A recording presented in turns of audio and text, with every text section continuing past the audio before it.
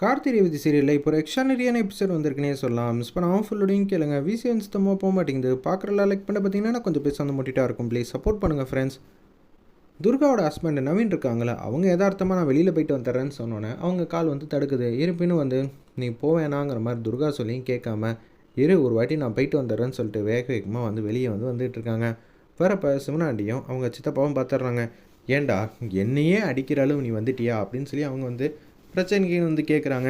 என்ன நான் அடுத்தது செய்ய போகிறேன் தெரியுமா? உங்கள் அத்தை சாமுண்டீஸ்வரி என்ன சொன்னா, கோவப்பட்டு நீ என்ன ஆவ தெரியுமா அப்படின்னு சொல்லி இக்க வச்சு பேசினா. அப்படி இருக்கிற சூழ்நிலையில் இப்போ உனக்கு ஏதாவது ஒன்று ஆச்சுன்னு வச்சுக்கேன், பழியெல்லாம் தூக்கி நான் சாமுண்டீஸ்வரி மேலே வந்து போட்டுருவேன்.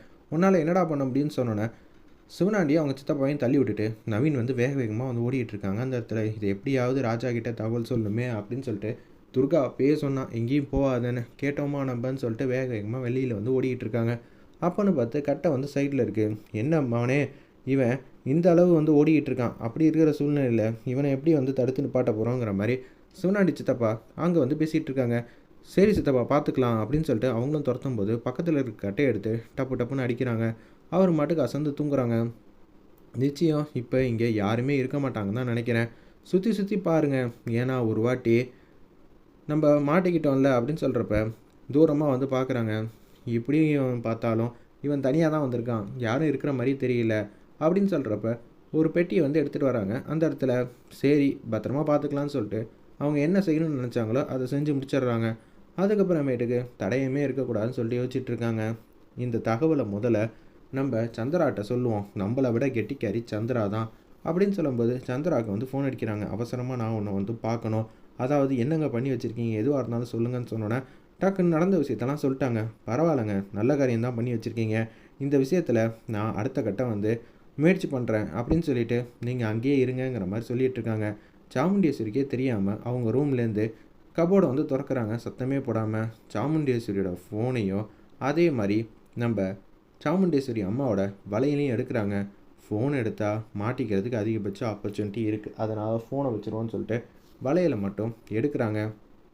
எடுத்து முடித்தோடனே டக்குன்னு வராங்க. அந்த இடத்துல சந்திரா என்னப்பா இங்கேயே நிற்க சொன்னா அப்படின்னு சொல்லும்போது, நீங்கள் எங்கே வந்து நவீனை வந்து பத்திரமா வந்து வச்சுருக்கீங்க அப்படின்னு சொல்லி கேட்கும்போது ஒரு இடத்த வந்து காட்டுறாங்க. இங்கே தான் இருக்கான். அப்படி இருக்கும்போது நம்ம இதுக்கு தூரமாக வந்து போவோம்னு சொல்லிட்டு ஒரு 20 அடி 30 அடி தாண்டி வந்து போகிறாங்க.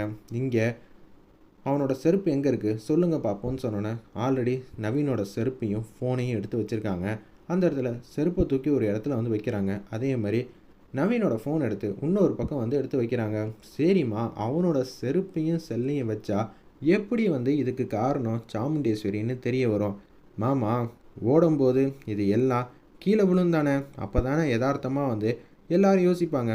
ஆமாம்மா, கண்டிப்பாக இது மாதிரி யதார்த்தமாக யோசிப்பாங்க. ஓகே, நான் சாமுண்டீஸ்வரியை மாட்டி விடுறதுக்காக வலையில் வந்து எடுத்துகிட்டு வந்திருக்கேன்னு சொல்லி செருப்பு பக்கத்தில் ஒரு வலையிலையும் அதே மாதிரி செல்ஃபோன் பக்கத்தில் ஒரு வலையிலையும் வந்து போடுறாங்க. அம்மாடி சூப்பர்மா, இது சாமுண்டீஸ்வரியோட வலையில். அப்படி இருக்கும்போது துர்கா இந்த விஷயத்தெல்லாம் வந்து பார்த்துட்டு சும்மா விட்டுருவாளா என்னன்னு சொல்லி வானத்துக்கு பூமிக்கும் குதிக்கிறாங்க. அந்த இடத்துல நம்ம சந்திரா சூப்பர் திட்டம் போட்டிருக்கம்மா, அசந்துட்ட, உன் மேலே சந்தேகம் வராதுல்ல? கண்டிப்பாக வராது அப்படின்னு சொல்லி யோசிச்சுட்ருக்காங்க. அந்த இடத்துல அப்பான்னு பார்த்து சரின்னு சொல்லிட்டு கேஷுவலாக வீட்டுக்கு வந்துடுறாங்க. துர்கா வந்தால் நல்லா இருக்கும். இப்போ துர்கா வந்து இங்கே வந்து ஆட்டம் போட்டால் செமையாக இருக்குன்னு சொன்னோன்னே வேக வேகமாக வராங்க நம்ம துர்கா. ஏன் துர்கா இப்போ சாமுண்டீஸ்வரியை பார்க்க வந்திருக்காங்கன்னா, நவீனை இப்போ மிமிக்ரி வாய்ஸில் கூப்பிட்டது நம்ம சாமுண்டீஸ்வரி தான் கூப்பிட்டுருக்காங்க. கூப்பிட்டு உங்ககிட்ட வந்து பேசணும்னு சொன்னதுனால தான் கால் தடிக்கையோ அவங்க சாமுண்டீஸ்வரியை பார்த்து பேசலான்னு சொல்லிட்டு தான் வந்திருக்காங்க. அதனால தான் நம்ம துர்கா வேக வேகமாக இங்கே தன்னோட அம்மா வீட்டுக்கு வந்துகிட்ருக்காங்க. அப்படி அவங்க பேசுனது வேறு யாருமே இல்லை, சிவனாண்டி அவங்க சித்தப்பாவும் தான் இது மாதிரி குரலை மாற்றி வந்து பேசியிருக்காங்க. இது தெரியாமல் சாமுண்டீஸ்வரி கிட்டே வந்து சண்டைக்குன்னு வந்து நிற்கிறாங்க.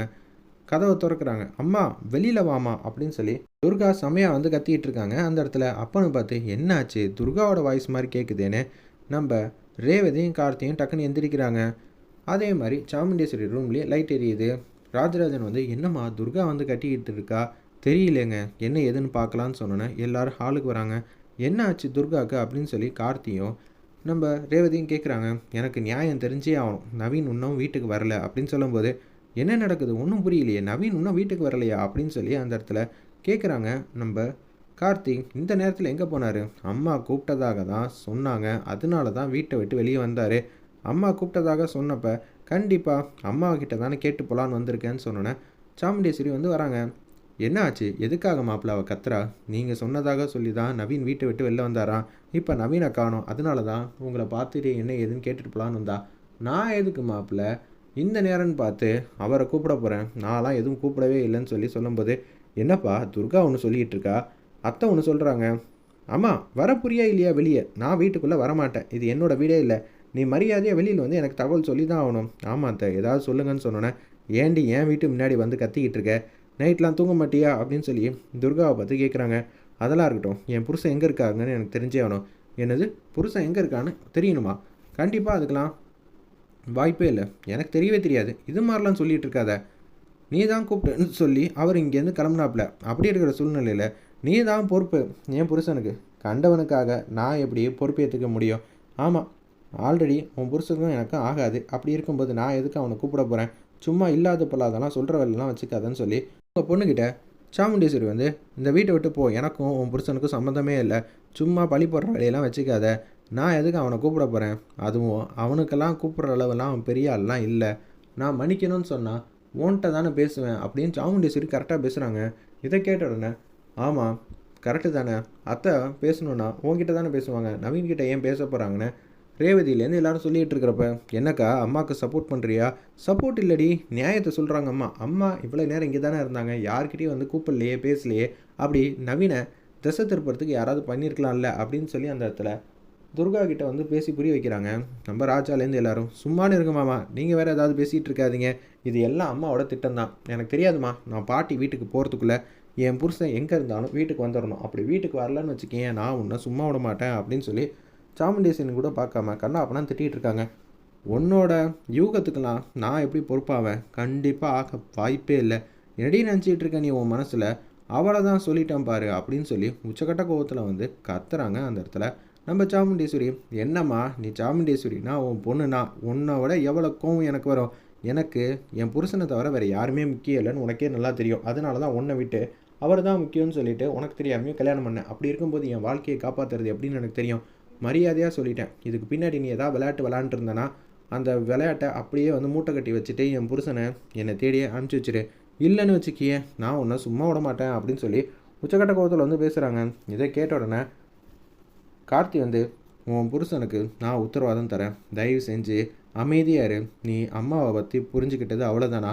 அவங்க நேரடியாக வந்து மோதி தான் பழக்கம், அதை விட்டுட்டு இது மாதிரிலாம் செய்ய மாட்டாங்க தெரியுமாம்மா. ஆனால் எனக்கு என்ன யோசனைனா, ஃபோன் பண்ணியிருக்காங்க, சாமுண்டீஸ்வரி தான் பண்ணியிருக்காங்க, ஏன் முன்னாடி தான் பேசியிருக்காங்க. அப்படி இருக்கிற சூழ்நிலையில் அம்மா கிட்ட வந்து கேட்டால் இப்போ அம்மா நான் எதுவும் பேசலன்னு சொல்கிறாங்க, நீங்களும் அதே மாதிரி தான் எல்லோரும் சொல்லிகிட்டு இருக்கீங்க. அப்புறம் என் புருஷன் எங்கே போனார்? அதுக்கு விட தெரியணுமா இல்லையா? அதுக்கு விட ஏதாவது தெரியணும்னா நீ எங்கேயாவது போய் புகார் வந்து பண்ணு, அதுக்கு எனக்கு சம்மந்தமே இல்லைங்கிற மாதிரி மூஞ்சிக்கு நேராக பேசுகிறாங்க. அம்மா இது நல்லவங்களுக்கு அழகு இல்லை, நீ இப்படி பண்ணுவேன்னு நினச்சி கூட பார்க்கல.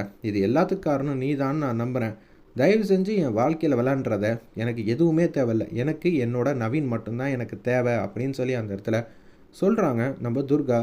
என்னோட லவ் எங்களை 2 பேரையும் சேர்த்து வைக்கும், சரி நம்பர் அல்ல போயிட்டு வா அப்படின்னு சொல்லி அந்த இடத்துல சாமுண்டேஸ்வரி சொன்னோன்னே என்ன பண்ணுறதுன்னு தெரியலையே, இங்கே வந்தால் நியாயம் கிடைக்குன்னு பார்த்தா அம்மா எதுவுமே சொல்லலன்னு சொல்லிட்டு சோகமாக வந்து போகிறாங்க. அந்த இடத்துல வெயிட் பண்ணி பார்ப்போம்.